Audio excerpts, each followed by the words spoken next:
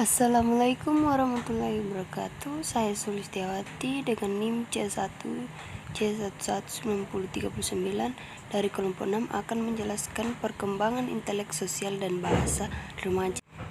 Materi yang pertama itu ada perkembangan sosial remaja. Dalam perkembangan sosial remaja ada pengertian pengembangan hubungan sosial. Manusia sebagai makhluk sosial senantiasa berhubungan dengan manusia lainnya dalam masyarakat.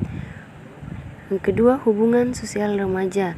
Secara garis besar, arti kelompok sosial bagi remaja sebagai wahana di mana dibentuk sikap sosial remaja, menciptakan tugas perkembangan remaja dipenuhi bila ada kelompok sosial remaja yang mengadakan pembentukan diri untuk memenuhi tugas perkembangannya. Adanya kelompok sosial remaja yang heteroseksual yang sehat dimungkinkan remaja dapat mengenal dan berperilaku yang lebih beradaptasi kepada lawan jenisnya. Yang ketiga ada sosialisasi remaja dalam bermasyarakat. Perkembangan sosial remaja membuat remaja mau membaur dengan suatu kelompok remaja. Dan remaja yang aktif dalam proses sosialisasi akan berhasil dan sebagian besar menjadi pemimpin di kelompoknya. Yang keempat ada hambatan-hambatan sosialisasi remaja. Dasar pengalaman remaja yang kurang baik karena pola asuh orang tua yang tidak memberi kesempatan anak menerima atau memilih teman pergi ke sanak saudara ikut karang taruna. Yang kelima ada karakteristik perkembangan sosial remaja. Remaja adalah tingkat perkembangan anak yang telah mencapai jenjang menjelang dewasa. Yang keenam ada faktor-faktor yang mempengaruhi perkembangan sosial remaja. Ada faktor keluarga, kematangan, status sosial ekonomi, pendidikan, kapasitas mental atau emosi, dan intelijensi. Yang ketujuh ada pengaruh perkembangan sosial terhadap tingkah laku. Dalam perkembangan sosial, para remaja dapat memikirkan perihal dirinya dan orang lain. Yang kedelapan ada perkembangan individual dalam perkembangan sosial.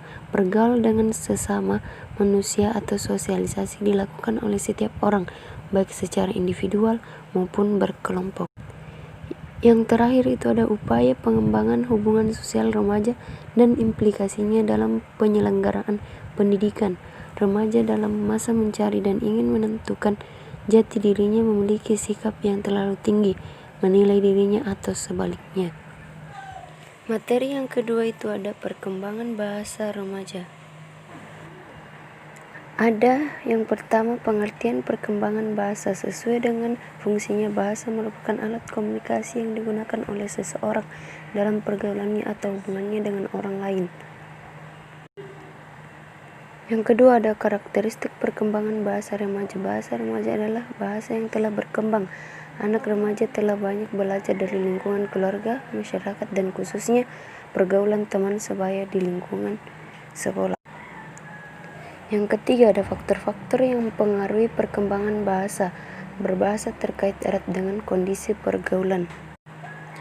Faktor-faktornya yaitu ada umur anak, kondisi lingkungan, kecerdasan anak, status sosial ekonomi keluarga, kondisi fisik, pola komunikasi dalam keluarga, anggota keluarga, kewibawasaan. Yang keempat ada pengaruh kemampuan berbahasa terhadap kemampuan berpikir. Kemampuan berbahasa dan kemampuan berpikir saling berpengaruh satu sama lain, bahwa kemampuan berpikir berpengaruh terhadap kemampuan berbahasa dan sebaliknya, kemampuan berbahasa berpengaruh terhadap kemampuan berpikir.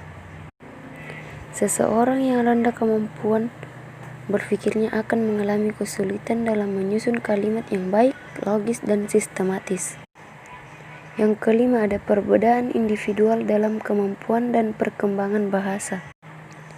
Bahasa berkembang dipengaruhi oleh faktor lingkungan karena kekayaan lingkungan akan merupakan pendukung bagi perkembangan peristilahan yang sebagian besar dicapai dengan proses meniru. Dengan demikian, remaja yang berasal dari lingkungan yang berbeda juga akan berbeda-beda pula kemampuan dan perkembangan bahasanya. Yang terakhir itu yang keenam ada upaya pengembangan kemampuan bahasa remaja dan implikasinya dalam penyelenggaraan pendidikan. Kelas atau kelompok belajar terdiri dari siswa-siswa yang bervariasi bahasanya, baik kemampuannya maupun polanya.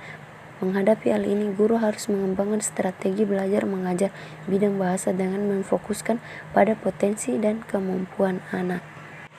Begitulah penjelasan dari saya. Sekian dan terima kasih.